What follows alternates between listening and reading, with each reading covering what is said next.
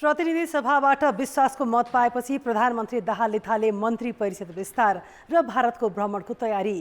कान्तिपुर समाचारमा आज दाहाल सरकारको 3 महिना कस्तो रह्यो, प्रधान सम्पादकबाट विशेष सम्पादकीय। चितवन 2, तनहुँ 1 र बारा 2 मा वैशाख 10 गते उपनिर्वाचन गर्ने निर्वाचन आयोगको निर्णय।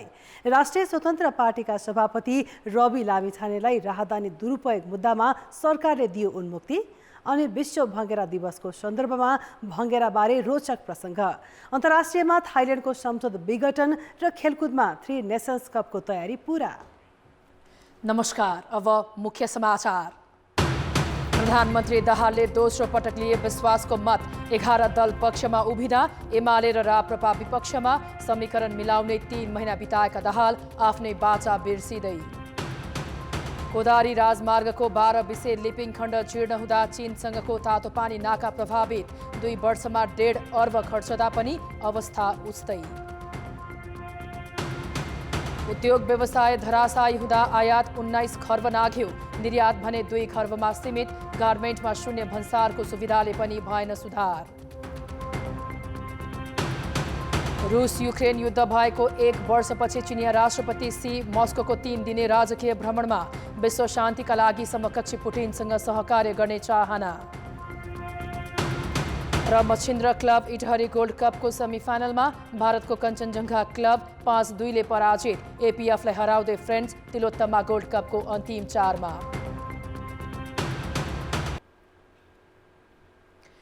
प्रधानमन्त्री पुष्पकमल दाहालले 2.5 महिनाभित्रै प्रतिनिधि सभाबाट दोस्रो पटक विश्वासको मत पाएका छन्। पहिलो पटक गत पुस 26 गते विश्वासको मत लिएका दाहालले सत्ता सहयात्री दल एमाले र राप्रपा बाहिरिएसँगै आज दोस्रो पटक विश्वासको मत लिएका हुन्। संसदमा उपस्थित 262 सांसदमध्ये 172 जनाले दाहालको पक्षमा मत दिए। विपक्षमा 89 जना मत दिँदा 1 जना सांसद तटस्थ बसे। प्रधानमन्त्री दाहाललाई नेपाली कांग्रेस, माओवादी केन्द्र, राष्ट्रिय स्वतन्त्र पार्टी, जसपा, एकीकृत समाजवादी लगायतका 11 दलले विश्वासको मत दिएका हुन्। उनको विपक्षमा नेकपा एमाले र राप्रपा उभिएका छन् भने नेपाल मजदुर किसान पार्टी तटस्थ बसे। दाहालले गत पुस 26 गते पहिलो पटक विश्वासको मत लिँदा प्रतिनिधि सभाबाट झण्डै 100% मत पाएका थिए, तर अहिले उनले विश्वासको मत घटाएका छन्। विश्वासको मतको प्रस्ताव पेश गर्दै प्रधानमन्त्री दाहालले आफू अहिले पनि राष्ट्रिय सहमतिकै पक्षमा रहेको भन्दै सबै दललाई विचार गर्न आग्रह गरेका थिए। शान्ति प्रक्रिया टुङ्ग्याउन अहिलेको बाटो रोजेको प्रधानमन्त्री दाहालको भनाइ थियो। जसले शान्ति सम्झौतामा हस्ताक्षर गर्यो तिनै शक्तिहरू, मुख्य हस्ताक्षरकर्ताहरू नै एक ठाउँमा नभइकन यो संविधान र यो गणतन्त्र, यो लोकतन्त्र र शान्ति प्रक्रिया अगाडि नजाने स्थिति आएपछि मैले त्यो निर्णय लिन बाध्य भएँ र त्यो निर्णय लिएको त्यसमा हामीलाई पश्चाताप छैन। मलाई लाग्छ साथीहरूले गम्भीर आत्मसमीक्षा गर्न जरुरी छ। यहाँ मञ्चमा आएर तर्क गरेर तर्कद्वारा चाहिँ कालोलाई सेतो, सेतोलाई कालो बनाउने कोसिस गरेर केही हुनेवाला छैन। हेर्नु आफैतिर पर्छ। प्रधानमन्त्री दाहालले संसदमा गठबन्धन परिवर्तन हुने परिस्थिति एमाले अध्यक्ष ओलीले ल्याएको बताएका छन्। ओलीले संसद विघटनको विषय प्रवेश गराएकाले आफू सजग हुनुपर्ने अवस्था आएको धारणा उनले राखेका थिए। प्रधानमन्त्री दाहालले आफूले प्रधानमन्त्रीका लागि एमालेलाई हार गुहार नगरेको र उताबाटै प्रस्ताव आएपछि बालकोट गएको पनि खुलाए। यसपटक एमाले अध्यक्ष ओलीले आफूलाई प्रधानमन्त्री बनाएको स्वीकार गर्दै उनले एजेन्डा नमिलेकै कारण छुट्टिनुपर्ने अवस्था आएको जिकिर गरे।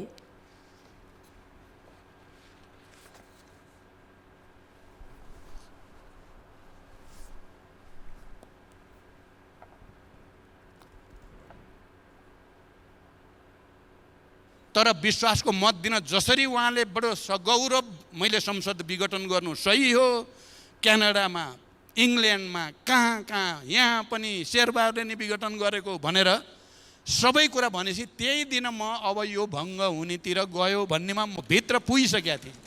अब यो अगाडि जाँदैन, किनभने त्यही लडाइँ त हिजो लडिया थियो। हामीले सडकमा लडिएका थियो, अदालतभित्र लडिएको थियो, सदनमा लडिएको थियो। त्यही लडाइँ यहीँ आइहालेपछि त म कसरी सक्छु त्यहाँ बस्न।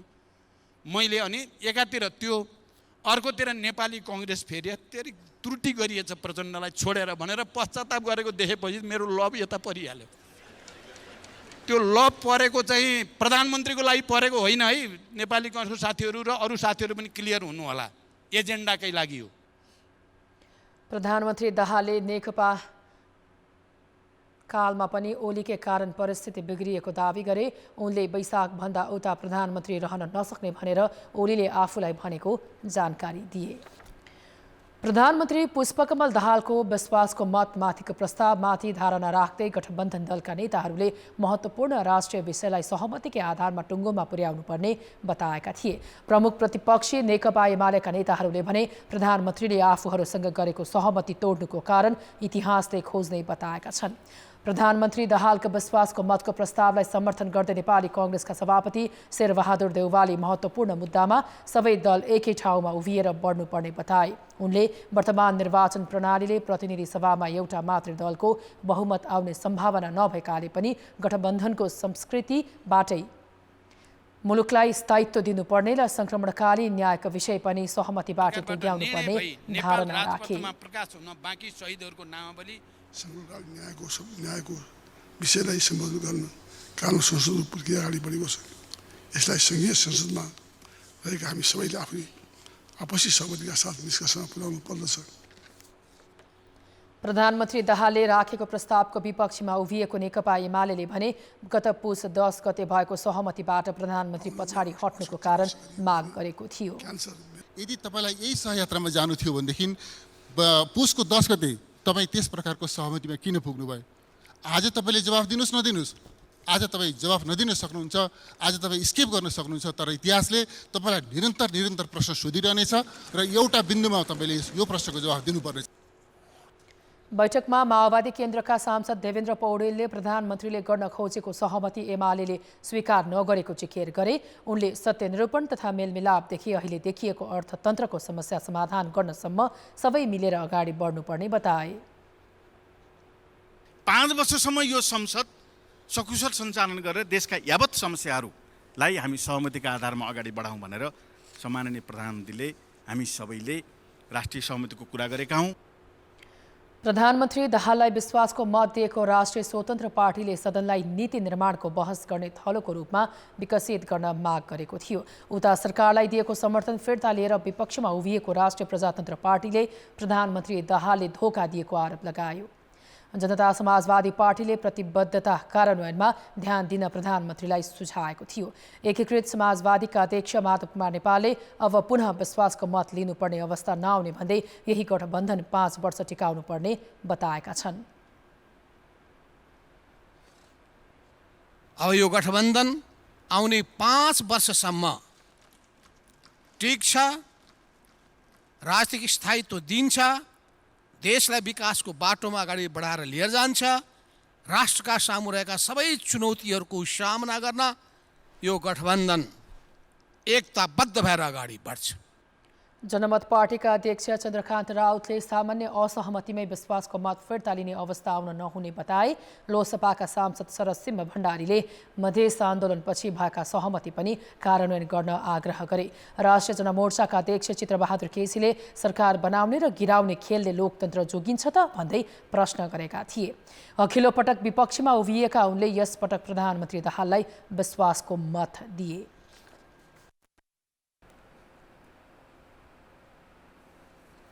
प्रधानमन्त्री पुष्पकमल दाहालले मन्त्री परिषदलाई पूर्णता दिएर चैत मसान्तभित्रै भारत भ्रमण गर्ने बताएका छन्। आज संसदबाट विश्वासको मत पाए लगत्तै दाहालले केही दिनभित्रै मन्त्री परिषदले पूर्णता पाउने र चैत मसान्तभित्र भारत भ्रमण गर्ने जानकारी दिए।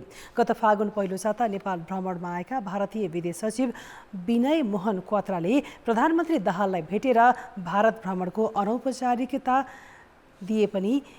अनौपचारिकता दिएपछि औपचारिक निम्तो भने आएको छैन।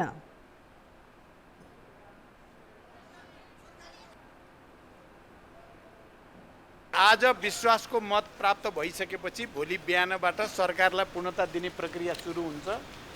जो दलहरूसँग हाम्रो गठबन्धन भएको छ, सहमति भएको छ, ती सबैसँग बसेर 2-4 दिन भित्रमै सबै टुङ्ग्याउने र अनि काम गर्ने विचार छ। तपाईको भारत भ्रमण चाहिँ कहिले हुन्छ? अहिले टुङ्गो छैन, सायद यो महिनाको अन्त्यतिर या अर्को महिनाको सुरुवातमा हुन सक्छ। प्रधानमन्त्री दाहालले विपक्षी नेकपा एमाले भने जस्तै सरकार फेरबदल नहुने समेत दाबी गरे। सत्तारूढ दलका अन्य नेताहरूले पनि केही दिनभित्रै सरकारले पूर्णता पाउने प्रतिक्रिया दिए। ढोका खुल्यो, अब ढोका खुलिसकेपछि अब छलफल प्रारम्भ हुन्छ। भोलिबाट कुराकानी सुरु होला र 2-3 दिनभित्र नै यसलाई टुङ्गो लाउनुपर्छ। जति सक्यो छिटो गर्नुपर्छ। प्रधानमन्त्रीज्यूले नै 10 गते भनिसकेपछि मैले त्योभन्दा अगाडि हुनुपर्छ भन्दा उपयुक्त नहोला। त्यसकारणले गर्दा प्रधानमन्त्रीले भनेको समयमा सरकारले पूर्णता पाउने कुरामा हामी पनि विश्वस्त छौँ। अब केही पार्टीहरूलाई राष्ट्रिय सहमतिप्रति केही दलहरूलाई त्यति रुचि देखिएन, त्यसकारणले सोचे अनुसारको राष्ट्रिय सहमति आज नभए पनि अधिकतम सहमतिको वातावरण त तयार भएको छ। फेरि पनि आगामी दिनमा सहमति निर्माण गरेर अगाडि बढ्नको लागि सरकारको तर्फबाट प्रयत्न गर्छ। कामहरू भइ नै राखेका छन् भन्ने छ। अलिकति अब स्पिड अप होला सरकार बनेपछि, त्यसकारण अब काममा थप सहयोगको लागि उहाँलाई नै अब छिटो गर्नुपर्ने आवश्यकता हो। एमाले भने दाहाल नेतृत्वको सरकार लामो समय नटिक्ने भन्दै गुण र दोषका आधारमा सरकारको विरोध र समर्थन गर्ने जनाएको छ। सरकार बाहिर रहँदा राष्ट्र र जनताको हितमा रचनात्मक भूमिका निर्वाह गरेका छ। यो सरकार रहन्छ कि रहँदैन भन्ने कुरा त स्वयं सत्ता गठबन्धनमा रहेका पार्टीहरूको बिचमा जुन प्रकारको अवसरवाद देखा परेको छ त्यसले नै टुङ्गो लगाउने कुरा, निर्धारण गर्ने कुरा। एमाले सहितको समर्थनमा गत पुस 10 मा प्रधानमन्त्री नियुक्त भएका दाहालले काङ्ग्रेससँग समीकरण बनेसँगै आज संसदबाट दोस्रो पटक विश्वासको मत लिएका हुन्। प्रधानमन्त्री पुष्पकमल दाहालको नेतृत्वमा पुस 10 मा बनेको सरकारले शुक्रबार 3 महिना पूरा गर्दैछ। यो अवधिमा जनतामा आशा जगाउने उल्लेखनीय कामको अनुभूति नै भएन। सरकार बनाउने र भत्काउने गोल चक्करमै प्रधानमन्त्रीले 3 महिनामा 2 चोटि विश्वासको मत दिएका छन्। अझै सकिएको छैन मन्त्री हेरफेरको रिले दौड। प्रधान सम्पादक दिलभूषण पाठकबाट विशेष सम्पादकीय। आदरणीय दर्शकवृन्द नमस्कार। सम्माननीय प्रधानमन्त्रीज्यू, तपाईले सरकारको नेतृत्व गरेको झन्डै 3 महिना पुगेछ। तपाईँ पछिल्लो पटक गठबन्धन फेरेर प्रधानमन्त्री बन्न हत्ते हाल्दै गर्दा के बाचा गर्नुभएको थियो? यो सरकारका प्राथमिकताहरू के हुन्? सुशासन, सार्वजनिक सेवा प्रवाह र विकासलाई गति दिने सरकारका वास्तविक योजना के छन्? र यो 3 महिनाको महत्त्वपूर्ण समय सत्ताको जोड घटाउ बाहेक देश र जनताको हितमा के गर्नुभयो? अब सरकारको यो 3 महिनाको गम्भीर समीक्षा गर्ने बेला भएको छ। बालुवाटारको बन्द कोठामा बैठक बस्नु र विश्वासको मत माग्दा संसदको रोस्ट्रममा उभिएर आश्वासन बाँड्नु बाहेक प्रधानमन्त्रीले देशमा विद्यमान जल्दाबल्दा समस्याबाट जनतालाई आश्वस्त पार्न सकेको देखिएन। दोस्रो पटक संसदबाट विश्वासको मत लिँदै गर्दा तपाईले सरकारले गर्ने सामान्य प्रशासनिक कामको फेरिस्त प्रस्तुत गरे पनि जनताले तपाईँ स्वयंले बाचा गरे जस्तै स्थायित्व र विकासको गति खोजेका छन्। दुर्भाग्य सरकारले आम जनतामा बढ्दै गएको निराशालाई सम्बोधन गर्न सकेकै छैन। आम जनतामा निराशा बढ्दै गएको छ। जनतालाई तपाईँहरूको शासन शैली फिटिकै मन परेको छैन। तर तपाईँहरू जनताको समस्यालाई वास्तै नगरी सत्ताको खेलमा तल्लीन हुनुहुन्छ। 16 वटा सम्म मन्त्रालय खाली छन्। सर्वोच्च अदालत कायम मुकायम प्रधान न्यायाधीशका भरमा चलिरहेको छ। न्यायाधीशका नियुक्ति र सुनवाई रोकिएका छन्। सुशासनको भाषण गरेर नथाक्ने तपाईँ र तपाईँका मन्त्रीको सम्पत्ति विवरण समेत सार्वजनिक भएको छैन। सम्माननीय प्रधानमन्त्रीज्यू, तपाईँले दोस्रो पटक विश्वासको मत पाए पनि राजनीतिक सङ्कट र अस्थिरता अझै टरेको छैन। सङ्घमा अझै मन्त्रीका लागि हानथाप बाँकी नै छ। अब प्रदेश सरकारहरू समेत तपाईँहरूको सत्ताको खेलबाट प्रभावित बन्दैछन्। प्रतिनिधि सभामा पेश भएको सङ्क्रमणकालीन न्यायसँग जोडिएको विधेयकलाई लिएर सरकारको नियतमाथि नै आशंका जन्मिएको छ। यो विधेयकबाट पीडितले न्याय पाउँछन् कि दोषीलाई उन्मुक्ति दिन ल्याइएको हो? सरकारले गरिरहेको राजनीतिक जोड घटाउका लागि फौजदारी अपराध गरेका कतिपय नेताहरूलाई मुद्दा नचलाउने र उन्मुक्ति दिने प्रयासलाई जनताले निहालिरहेका छन् भन्ने मनन गर्नुहोला। देशको आर्थिक, राजनीतिक र सामाजिक अवस्था यति बिग्रन थालेको छ कि अब प्रधानमन्त्रीले गोलमटोल भाषण गरेर बस्ने दिन सकिए। प्रधानमन्त्रीले आफ्नो कार्यशैली फेर्न ढिलो भइसकेको छ। सरकारले अब तत्कालै ध्यान दिनुपर्ने विषय भनेको राजनीतिक द्वन्द्व र अविश्वास घटाउने, अर्थतन्त्रलाई उकास्ने ठोस नीति ल्याउने, जनतामा आशा जगाउने, न्यायालयमाथिको अवरोध र हस्तक्षेप बन्द गर्ने र देशमा सरकार छ भन्ने कुराको अनुभूति दिलाउने हुनुपर्छ। मनन गर्नुहोला, राजनीति कसैको अभिष्ट पुरा गर्नका लागि होइन, देश र जनताको सेवाका लागि हुनुपर्छ। अब जनताको आवाज आज हामीले 7 प्रदेशमा सोधेका छौँ। झन्डै 3 महिना आलटालमा बिताएका प्रधानमन्त्री पुष्पकमल दाहाललाई तपाईँ के सुझाव छ? जनताको आवाज। अब सबै मन्त्री आफ्नै थाप्लोमा बोकिरहेर अलिकति देशमा अलिक गाह्रो भइरहेछ। राष्ट्रिय सहमति भन्नुहुन्छ, राष्ट्रिय सहमतिलाई पनि कायम गरेर सरकारलाई नियन्त्रण विकासको तर्फ लैजानुपर्छ। नेपालको अर्थतन्त्र मजबुत बनाउनुपर्छ, त्यसैले पुग्छ। बेरोजगारी महिलाहरूले पनि सुलभ रूपमा सर्वस्वरूप रूपमा आफूलाई चाहिएको रोजगारीहरू पाउन सकुन्। किसान कार्ड र सिँचाइको र कृषि मिटर फ्री गर्ने यसप्रति विशेष ध्यान आकर्षण गराउन चाहन्छु। देशमा अहिले किसानहरूले रासायनिक मल पाइरहेको अवस्था छैन। किसानहरूलाई सर्वसुलभ तरिकाले मल उपलब्ध गराउनु पर्छ। जनताको काम निकास विकासका लागि छिटो गर्नु पर्यो। मन्त्रीमण्डल 3 महिना भइसक्यो, छिटै विस्तार गरिकन हामी कृषि गर्ने कृषकहरूको लागि आगामी दिनहरूमा राम्रो चाहिँ काम गर्नुहुनेछ, सुनौलो दिनहरू ल्याउने हुनेछ। आफूले 10 वर्ष जुन जनयुद्ध सञ्चालन गरे त्यो जनयुद्धको घाउलाई सम्झेर अगाडि जाँदा राम्रै होला। आफ्ना छिमेकी मित्र राष्ट्रहरूसँग सुमधुर सम्बन्ध कायम गर्दै विकासलाई अगाडि बढाउनु पर्यो। अब उहाँ गएर कुर्सीमा बस्ने मात्रै होइन, हाम्रो समस्या बुझिदिनु पर्यो। हामीलाई अब राम्रो केही विकास गरिदिन पर्यो। नेता मात्रै होइन, राजनेताको हैसियतमा उहाँले आफ्नो पर्फर्मेन्स देखाउने बेला भयो। बाल विकास शिक्षकहरूलाई चाहिँ 17,000 रुपियाँ चाहिँ तलब तोकेको थियो। त्यो तर स्थानीय सरकारले चाहिँ हामीले अहिलेसम्म उपलब्ध गराएको छैन। त्यो छिटोभन्दा छिटो चाहिँ उहाँहरूले कार्यान्वयन गर्नु पर्यो। समयमै आफ्नो जिम्मेवारी पुरा गर्नु पर्यो, आफ्नो काम गर्नु पर्यो, आलटाल गर्नु परेन। किनभने समय सापेक्ष सबैको लागि फिर्ता हुने समय के भन्छ फिर्ता हुन सक्दैन। मन्त्रीमण्डल विस्तार भइसकेपछि जनताको काम हुनु पर्यो। झन्डै 3 महिना भइसक्यो, अहिलेसम्म केही काम पनि भएको देखिएको छैन।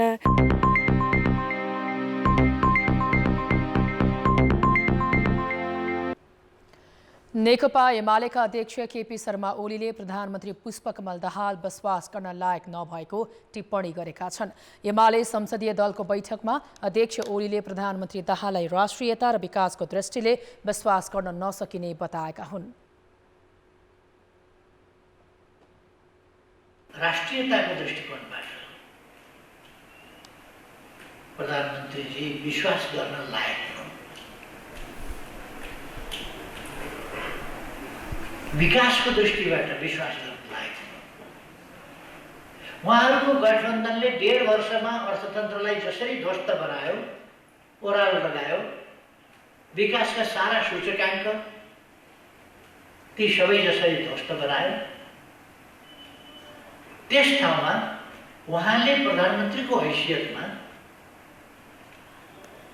साँच्चै देशलाई सही ढङ्गले नेतृत्व दिनुहोला, सही भिजन दिनुहोला, सही ढङ्गले अगाडि बढाउनु होला भनेर विश्वास गर्न सकिने ठाउँ छैन। ब्रेकपछि समाचारमा स्वागत छ। निर्वाचन आयोगले राष्ट्रपति र उपराष्ट्रपति निर्वाचनबाट निर्वाचित भई रिक्त रहेका 2 स्थानमा वैशाख 10 गते नै उपनिर्वाचन गर्ने निर्णय गरेको छ। यसअघि नै आयोगले चितवन 2 मा वैशाख 10 मा उपनिर्वाचन गर्ने निर्णय गरेको थियो। आयोगको आज बसेको बैठकले रिक्त रहेका 3 स्थानमा एकैपटक उपनिर्वाचन गर्ने निर्णय गरेको हो। नेपाली कांग्रेसका रामचन्द्र पौडेल गत 25 गते भएको निर्वाचनबाट राष्ट्रपतिमा निर्वाचित भएपछि तनहुँ क्षेत्र नम्बर 1 रिक्त छ। त्यस्तै शनिबार उपराष्ट्रपतिमा निर्वाचित जनता समाजवादी पार्टीका रामसहाय प्रसाद यादवको क्षेत्र 12-2 पनि रिक्त छ। आयोगले यी 3 ठाउँमा एकै दिन चुनाव गर्ने भएको हो। उपराष्ट्रपति रामसहाय प्रसाद यादवले पद तथा गोपनीयताको शपथ लिएका छन्। राष्ट्रपति रामचन्द्र पौडेलले उपराष्ट्रपति यादवलाई शपथ गराएका हुन्। शपथ लिए लगत्तै यादवले उपराष्ट्रपति कार्यालय लैनचौर पुगेर पद बहाली गरे। यादवलाई उपराष्ट्रपति कार्यालयका सचिव टेक नारायण पाण्डेले ब्रिफिङ गरेका थिए। यादव चैत 3 गते भएको निर्वाचनबाट उपराष्ट्रपति चुनिएका हुन्। सरकारले रासायनिक मलमा दिँदै आएको अनुदान यथावत राख्ने निर्णय गरेको छ। जनस्तरबाट विरोध भएपछि मन्त्री परिषदको आज बसेको बैठकले अनुदान कटौती नगर्ने निर्णय गरेको हो। रासायनिक मलमा दिँदै आएको अनुदानबारे विस्तृत अध्ययनपछि मात्रै आवश्यक निर्णय गर्ने र आगामी दिनमा थप व्यवस्थित बनाउने निर्णय भएको प्रधानमन्त्रीको सचिवालयले जनाएको छ। मन्त्री परिषदको निर्णयपछि रासायनिक मलको अनुदान र मूल्य समेत यथावत रहनेछ। यसैगरी मन्त्री परिषदले नेपाल प्रहरीका 5 जना प्रहरी नायब महानिरीक्षकलाई प्रहरी अतिरिक्त महानिरीक्षकमा बढुवा गरेको छ। बढुवा हुनेमा वसन्त बहादुर कुँवर, टेक प्रसाद राई, दीपक थापा, श्यामलाल गेवाली र किरण ब्रजाचार्य रहेका छन्। महान्यायाधिवक्ता कार्यालयले राष्ट्रिय स्वतन्त्र पार्टीका सभापति रवि लामिछानेलाई राहदानी दुरुपयोग मुद्दा नचलाउने निर्णय गरेको छ। महान्यायाधिवक्ताको कार्यालयले प्रहरीको राय र जिल्ला तथा उच्च अदालतको प्रतिवेदन अनुसार मुद्दा नचलाउने निर्णय भएको महान्यायाधिवक्ता कार्यालयका प्रवक्ता सञ्जीव रेग्मीले जानकारी दिए। प्रवक्ता रेग्मीका अनुसार प्रहरी तथा जिल्ला सरकारी वकिल कार्यालयले राहदानीको दुरुपयोग मनाशय नदेखिएको रायसहितको प्रतिवेदनका आधारमा निर्णय गरिएको हो। अमेरिकी नागरिकका हैसियतमा नेपाल आएका राहदानी लिएको भए पनि लामिछानेलाई मुद्दा नलाग्ने निर्णय जिल्ला प्रहरी परिसर टेकु, जिल्ला सरकारी वकिल कार्यालय काठमाडौँ र उच्च अदालत सरकारी वकिलको कार्यालयले गरेका थिए। प्रधानमन्त्रीलाई विश्वासको मत दिने सवालमा लामिछानेले आफ्नो मुद्दा नचलाउने निर्णय हुनुपर्ने लबिङ गरेका थिए। प्रतिनिधि सभामा विश्वासको मत पेश हुनु अघि स्वतन्त्र पार्टी संसदीय दलका कार्यवाहक नेता डोल प्रसाद अर्याल महान्यायाधिवक्ता भेट्न कार्यकक्षमै पुगेका थिए। यस वर्षको माध्यमिक शिक्षा परीक्षा एसई चैत 17 गतिदेखि सुरु हुँदैछ। परीक्षाका लागि देशभर 4,85,000 विद्यार्थी तयारीमा जुटेका छन्। परीक्षा नियन्त्रण कार्यालयले परीक्षाका लागि आवश्यक तयारी अन्तिम चरणमा पुगेको जनाएको छ। कक्षा 10 को एसई परीक्षामा यस पटक 4,85,000 विद्यार्थी सहभागी हुँदैछन्। साधारण, परम्परागत र प्राविधिक धारका गरी 86 विषयको परीक्षाका लागि सबै जिल्लामा उत्तर पुस्तिका र प्रश्नपत्र पुर्याइसकिएको परीक्षा नियन्त्रण कार्यालयले जनाएको छ। प्रदेशगत रूपमा फरक फरक प्रश्नपत्र बनाई 2037 परीक्षा केन्द्र मार्फत परीक्षा लिइनेछ। प्रश्नपत्र ढुवानी गर्ने काम अनि उत्तर पुस्तिका पुर्याउने काम र परीक्षासँग सम्बन्धित सामग्रीहरू पठाउने काम भइरहेको छ। जहाँसम्म लाग्छ उत्तर पुस्तिका पुगिसकेको छ। प्रश्नपत्रहरू पनि केही जिल्ला बाहेक अधिकांश जिल्लाहरूमा प्रश्नपत्रहरू पुगिसकेको अवस्था छ। त्यसो त संहिताको प्रावधान अनुसार एसई परीक्षा लिने दायित्व प्रदेश सरकारको हो। तर पर्याप्त संरचना र जनशक्ति अभाव देखाउँदै केन्द्रले नै लिँदै आएको छ। परीक्षामा उत्कृष्ट नतिजा हासिल गर्न विद्यार्थीले मिहिनेत गरिरहेका छन् नै शिक्षकहरू पनि क्षमताले भ्याएसम्म लागिरहेका छन्। नजानेको कुराहरूलाई लिस्टिङ गरेर अनि सिकेर अगाडि बढ्दै जानुपर्छ प्रत्येक विषयमा भनेर यसरी बच्चाहरूलाई नजानेको कुराहरूलाई सिकाउँदै जाने र जानेको कुराहरूलाई रिभिजन गर्दै जाने हिसाबले अगाडि बढिरहेका छन्। कमजोर नानीहरूको लागि चाहिँ विशेष कक्षाहरू अथवा 1 जना 2 जना मात्रै राखेर पनि उहाँहरूको के समस्या हो त्यो समस्याको त्यसलाई समाधान गर्न सिकाउने गर्दै जाँदाखेरि आखिरमा गएर त इन्डिभिजुअल सार्पनिङ नै हो। विभिन्न विद्यालयहरूबाट आएको मोडल सेटबाट प्र्याक्टिस गरिरहेका छौँ। अरू सब्जेक्टहरूलाई चाहिँ अलिक बढी ध्यान दिइरहेका छौँ। जस्तै म्याथ अनि साइन्सहरू चाहिँ अलिक बढी नै प्र्याक्टिस गरिरहेका छौँ अरू सब्जेक्टभन्दा। अनि च्यालेन्जिङ क्वेसन्सहरूमा पनि इक्वली फोकस गर्नुको साथै इजी क्वेसन्सहरू पनि राम्ररी फोकस गरेर प्र्याक्टिस दिनदिनै गरिरहेछु। कक्षा 12 सम्मलाई विद्यालय शिक्षा मानिने भए पनि थप अध्ययनका नयाँ बाटो खुल्ला हुने भएकाले यसैलाई पनि उत्तिकै महत्त्व दिने गरिएको छ। कान्तिपुर समाचारका लागि क्यामेरामा रूपा कोइरालाका साथ नारायण किलम्बु, काठमाडौँ। अर्थ र विकास। देशमा 1.5 दशक अघि 59 अर्ब 43 करोड रुपैयाँको वस्तु निर्यात हुँदा आयात 2 खर्ब 13 अर्बको थियो। राजनीतिक व्यवस्था परिवर्तनपछि निर्यात बढ्ने अपेक्षा धेरैको थियो। तर त्यसपछिका सरकारले ठोस योजना बनाउन नसक्दा स्थिति ठिक उल्टो भएर हरेक वर्ष व्यापार घाटा बढिरहेको छ। 14 वर्ष अघिको निर्यात अहिले पनि 2 खर्बमा सीमित छ भने आयात 19 खर्ब नाघेको छ। 2050 सालको दशकमा तयारी पोसाक र गलैँचा नेपालमा वैदेशिक मुद्रा आर्जन गर्ने प्रमुख निर्यातित वस्तु थिए। यिनले कुल निर्यातको 80% भन्दा बढी अंश ओगटेका थिए। युरोपेली बजारमा नेपाली गलैँचाको एकाधिकार थियो। त्यसपछि अरबौंको नेपाली गलैँचा बजार धराशायी हुन थाल्यो। हजारौंले रोजगारी गुमाए भने कैयौं उद्योग बन्द भए। 2075-76 सम्म त गलैँचा र तयारी पोसाकको निर्यात कुल निर्यातको 12% झर्यो। बाल मजदुरको प्रयोग भएको भन्ने रिपोर्टले नेपाली गलैँचाले युरोपको बजार पुरै गुमायो। झन् त्यसपछि सशस्त्र द्वन्द्व र लोड सेयरिङका कारण उद्योग तहस नहस अवस्थामा पुगेको व्यवसाय बताउँछन्। टाइमली डेलिभरी गर्न सकेन। हाम्रो द्वन्द्वको कारण एउटा आयो, एउटा हामीलाई सस्तो ब्याज दर भएन, महँगो ब्याज दर पर्यो। हाम्रो ट्रान्सपोर्टेसनको चाहिँ व्यवस्था हुन सकेन, टाइममा डेलिभरी गर्न नसक्नु, अनि त्यसपछि पोलिटिकल इस्टाब्लिसमेन्ट नहुनु, त्यसपछि 18 घन्टा लोड सेडिङ हुनु, यी सबै चाहिँ नि व्यवसायको यो कार्पोरेट क्षेत्र मात्रै होइन, निर्यात गर्ने क्षेत्रमा चाहिँ नि पुरा प्रभावित भयो। हाम्रो चाहिँ द्वन्द्व न्यूनीकरण गर्नलाई सरकार यतातिर ध्यान दियो। बङ्गलादेश सरकार चाहिँ व्यापार बढाउनलाई अमेरिकामा एउटा टिमै बनाएर बस्यो। त्यसले गर्दा उहाँहरूको व्यापार चाहिँ अहिलेसम्म टिकिराखेको छ। हाम्रो व्यवसाय चाहिँ अहिले लगभग शून्य सरह छ। 7 अर्ब 31 करोडको लास्ट इयर सेल्स भएको छ भने अहिले यो 7 महिनाको डाटा हेर्दा नि हामी 51 करोड नेपाली रुपियाँले चाहिँ प्लसमा छौँ। अहिले नेपाली गार्मेन्ट उद्योग 60 अर्ब रुपियाँ हाराहारीको छ, तर निर्यात भने वार्षिक 7 अर्ब रुपियाँ मात्र छ। नेपालसँगै सन् 1995मा सुरु गरेको बङ्गलादेशको गार्मेन्ट उद्योग अहिले 37 अर्ब डलर भन्दा बढीको छ। अति कम विकसित मुलुकको सूचीमा रहँदा र छिमेकी मुलुकसँगको व्यापारिक साझेदारीका कारण शून्य भन्सार सुविधा पाउँदा समेत निर्यात बढाउन सकिएको छैन। त्यसको मूल कारण उत्पादनमै आएको कमी हो। त्यसको उत्पादनमा जोड दिनु पर्यो, त्यसलाई अनुदान दिने अथवा प्रोत्साहन दिने, उत्पादनमा पनि दिनु पर्यो, निकासीमा पनि दिनु पर्यो। त्यसरी त्यो किसिमको हार्मोनाइजेसन गर्यो भने त्यसले निकासी चाहिँ दिगो निकासीलाई मद्दत पुर्याउँछ। अन्यथा खालि अब हामी निकासीमा चाहिँ अनुदान दिने तर प्रोडक्सनलाई चाहिँ त्योसँग टाइअप नगर्ने हो भने त्यसले पनि सकारात्मक नतिजा दिन्छ जस्तो लाग्दैन। आर्थिक वर्ष 2067-68 देखि सरकारले नगद अनुदानको व्यवस्था गरे पनि त्यसले निर्यात बढाउन सकेको छैन। आर्थिक वर्ष 2063-64 मा 2 खर्ब 13 अर्बको आयात थियो, त्यो अहिले 19 खर्ब पुगेको छ। निर्यात मुस्किलले 2 खर्ब छ। 10 वर्ष अघि अर्थात् आर्थिक वर्ष 2070-71 मा आयात बढेर 7 खर्ब 16 अर्ब पुगेको थियो, तर कछुवाको गतिमा रहेको निर्यात भने 89 अर्ब 32 करोड पुग्यो। सरकारले समयमै निर्यात बढाउनेतर्फ ठोस पहल नथाल्ने हो भने व्यापार घाटाले देश डुब्ने निश्चित जस्तै छ। कान्तिपुर समाचारका लागि क्यामेरामा सुरज खड्का र विनोद कोजुका साथ भरत राउल, काठमाडौँ। अब जनमतको अन्तिम परिणाम। जनमतमा हिजो हाम्रो प्रश्न थियो, देशभरका स्वास्थ्य विज्ञान प्रतिष्ठानलाई एउटै ऐनमा समेट्ने सरकारको तयारीलाई के भन्ने? ए कानुनी एकरूपता, बी खर्च कटौती र सी केन्द्रीकृत मानसिकता।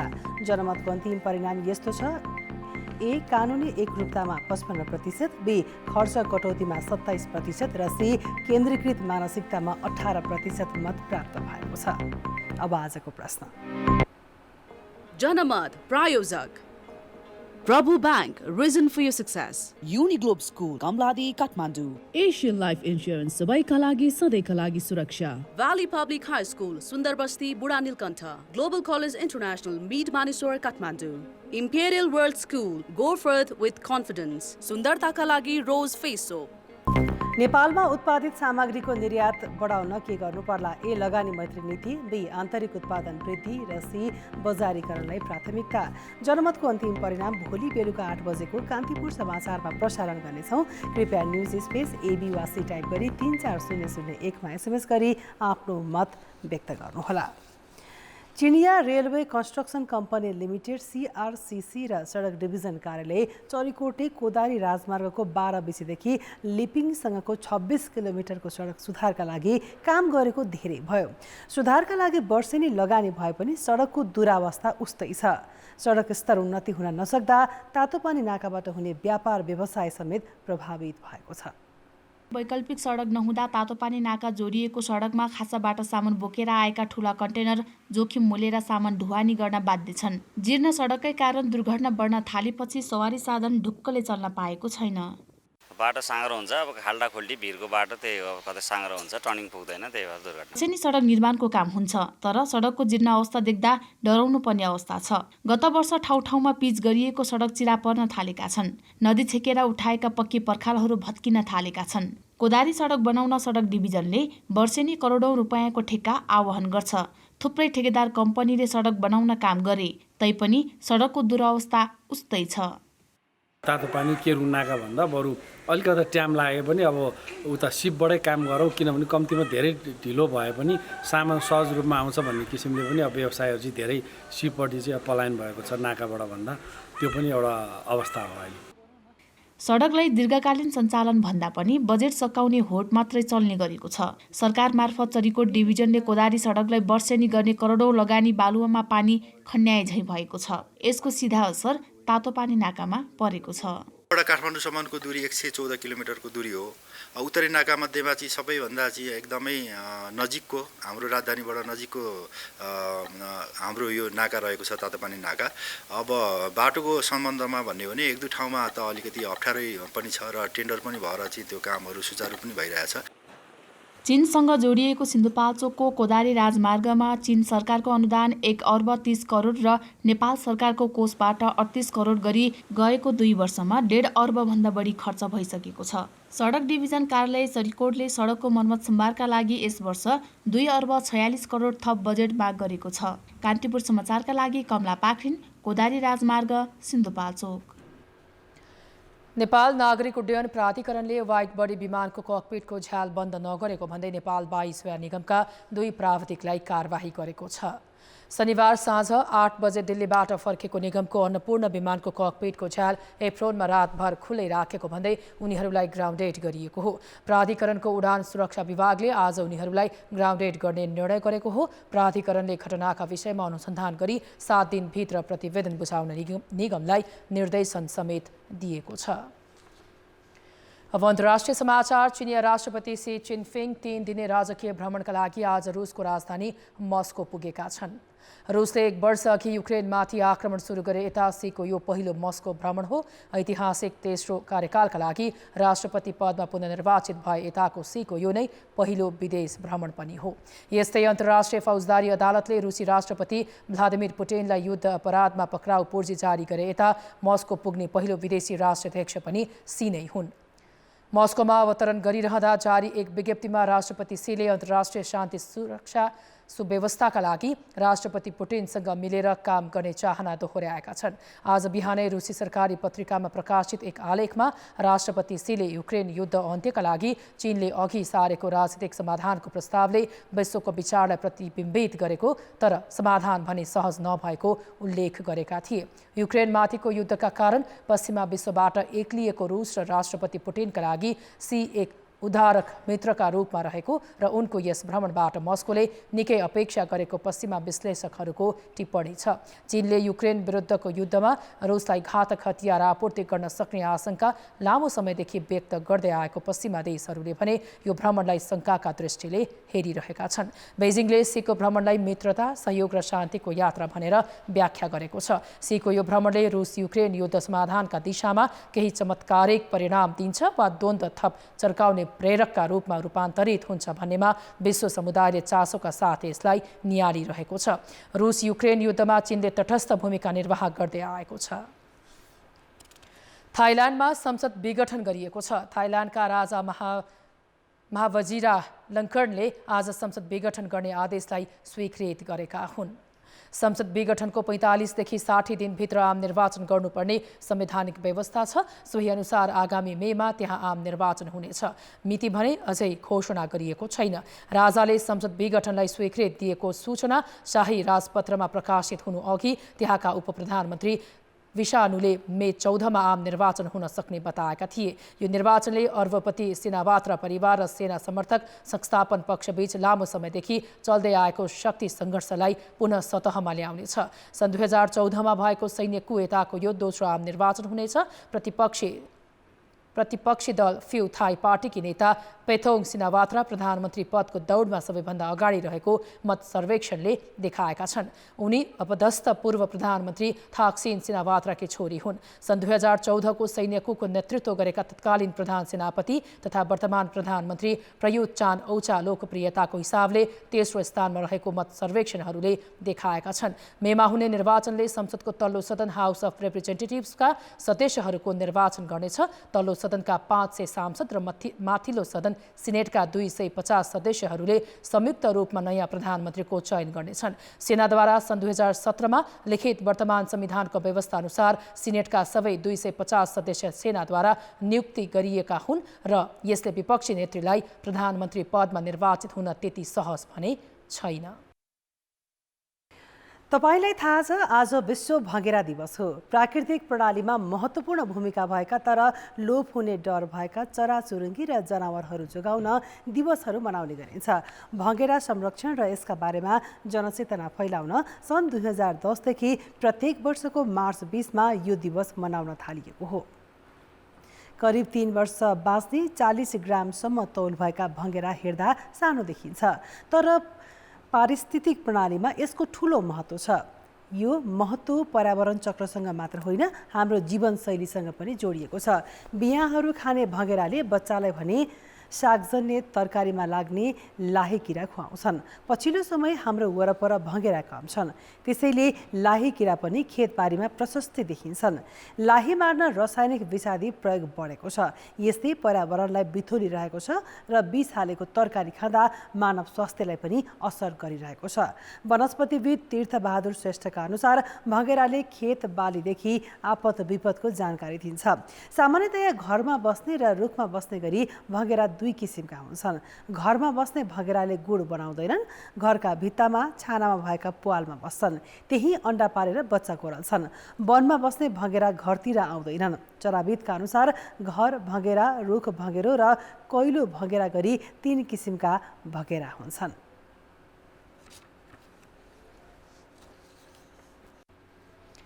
हामी सरल जीवनयापन गरेर खुसी र दयालु संसार बनाउन सक्छौं भन्ने विश्वासका साथ संयुक्त राष्ट्रसङ्घको आह्वानमा मार्च 20 तारिक अर्थात् आज अन्तर्राष्ट्रिय खुसी दिवस मनाइएको छ। यस दिवसले हामीलाई खुसी हुन पाउनु पनि आधारभूत मानव अधिकार हो र खुसी हुनु जरुरी छ भनेर याद दिलाउँछ। रुकुमबाट महेश केसीको रिपोर्ट। विश्व खुसी प्रतिवेदन 2022 को 10औं संस्करणमा नेपाल 84औं स्थानमा छ। विभिन्न अभाव, महँगी, गरिबी र अरू विविध समस्याका बीचबाट पनि हामी नेपाली हाँस्न, रमाउन र खुसी हुन अनेक बहाना खोजिरहन्छौँ। हिमाल, पहाड र तराई मिलेर बनेको हाम्रो देश र हामी देशवासी अनेकन समस्याका बावजुद पनि मुस्कुराउन भने छोड्दैनौँ।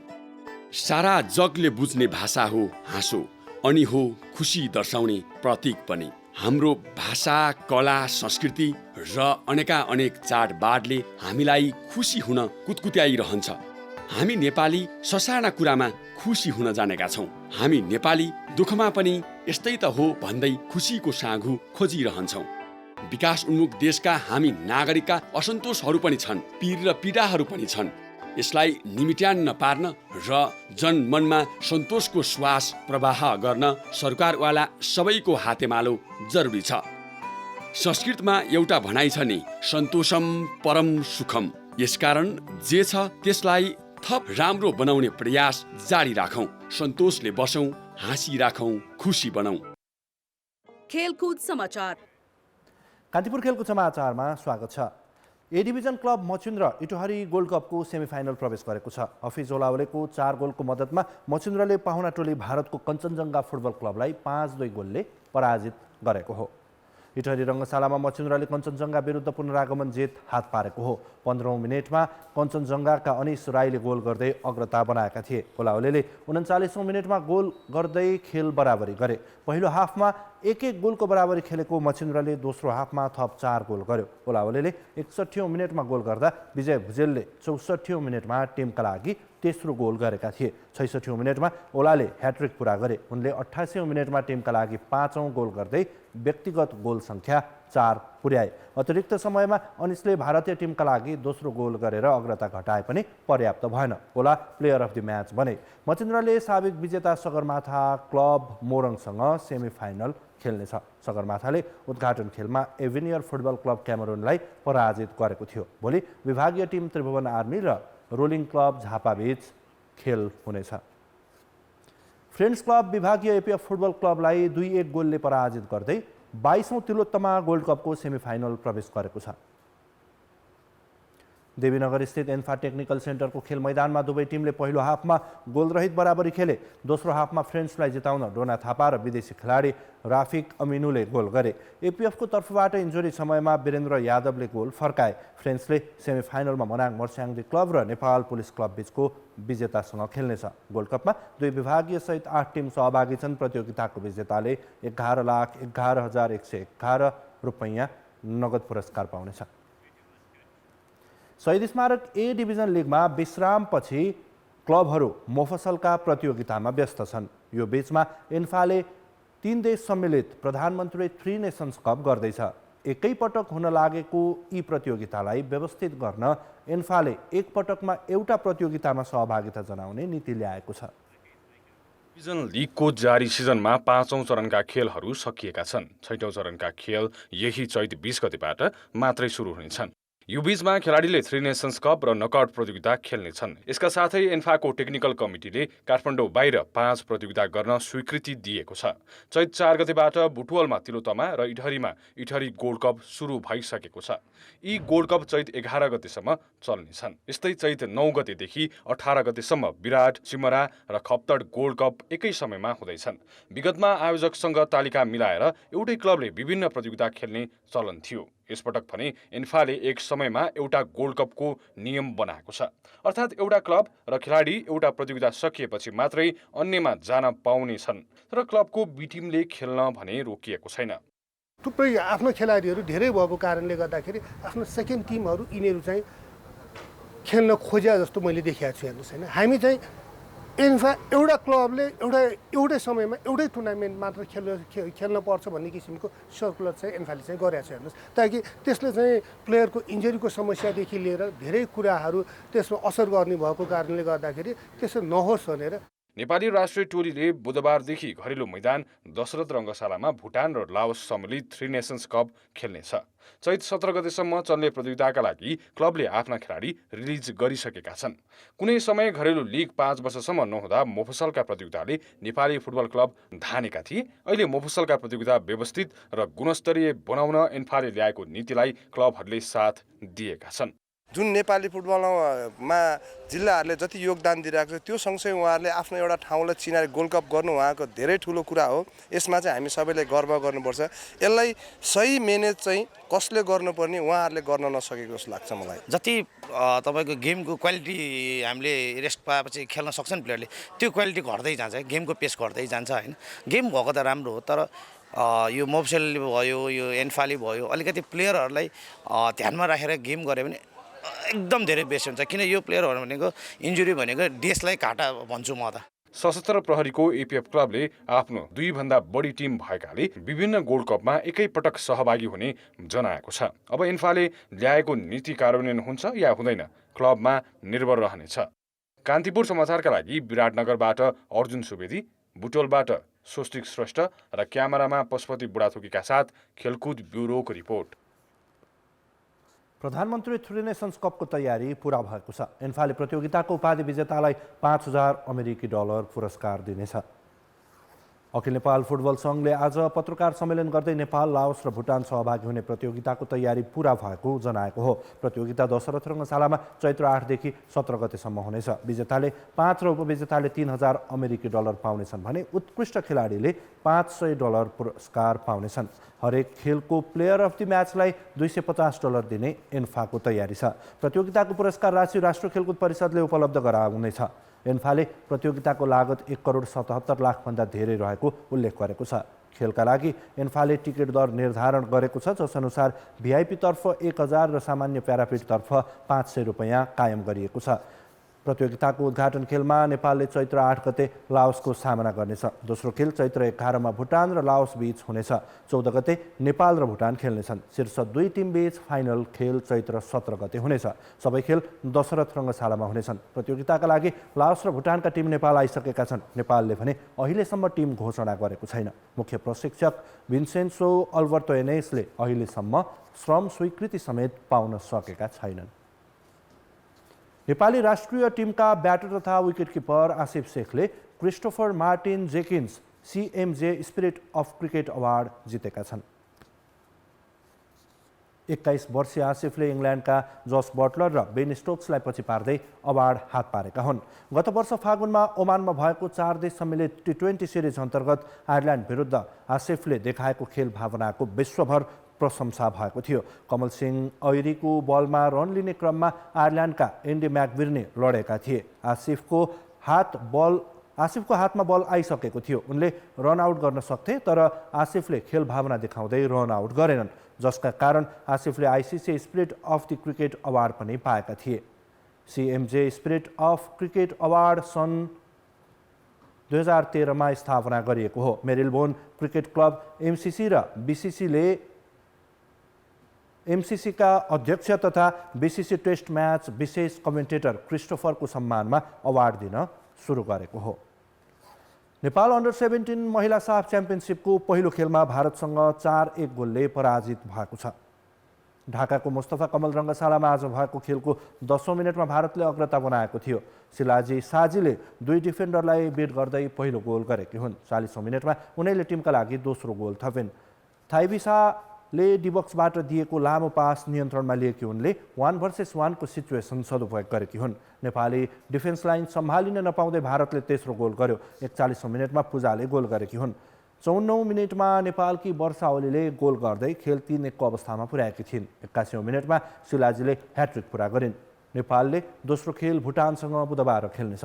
नेपाल, भारत, आयोजक बङ्गलादेश, भुटान र आमन्त्रित टोली रुस प्रतियोगितामा सहभागी छन्। राउन्ड रोबिन लिगको आधारमा हुने शीर्ष टिमले उपाधि जित्नेछ। खेलकुद समाचार अहिलेलाई यति नै। अब मौसम सम्बन्धी जानकारी।